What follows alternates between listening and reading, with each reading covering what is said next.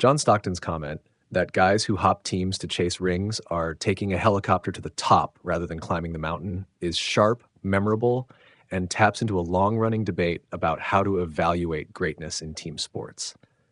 It also exposes an obvious fault line between two different value systems: the old-school ideal of franchise loyalty and the modern reality of player empowerment and roster fluidity. On one side, Stockton's point is persuasive. Staying with one team for nearly 2 decades, competing in the same system, building chemistry with the same teammates, and trying to win together year after year is an impressive, even noble career arc.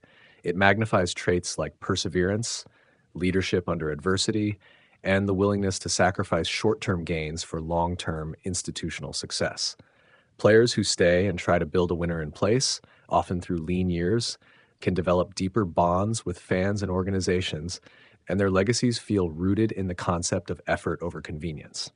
On the other side, the league has changed dramatically since Stockton's era.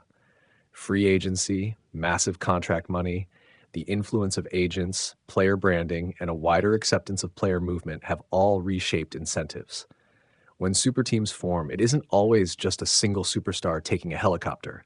It's also a byproduct of a market that allows players to control where they work, maximize earnings during a limited career window, and sometimes pursue personal goals, whether financial security, family considerations, or a specific competitive setup that fits their skills. Criticizing players for using the tools available to them can read as ignoring that evolution. LeBron James sits squarely in the middle of this debate. His critics say he sought convenience by joining already loaded rosters, softening the perceived climb.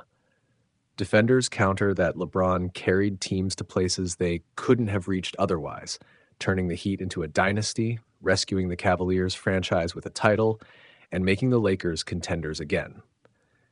He's not just a talent who joined talent. He's a difference maker who often lifted those around him and absorbed pressure the same way Stockton did for Utah. Ultimately, how you weigh Stockton's critique depends on what you value most in a legacy. If your rubric privileges loyalty, continuity, and the idea of building from within, Stockton's metaphor lands.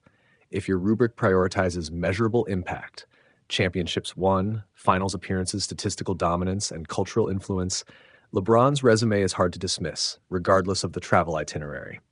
Both arguments have merit. The cleanest takeaway is this: the NBA's modern landscape offers multiple legitimate paths to greatness. Stockton's brand of devotion and durability deserves admiration. LeBron's assertive, ambitious pursuit of excellence across contexts also reshaped the sport. Legacy debates are rarely binary, and Stockton's shot at LeBron simply reminds us that greatness can be interpreted through different, sometimes conflicting lenses.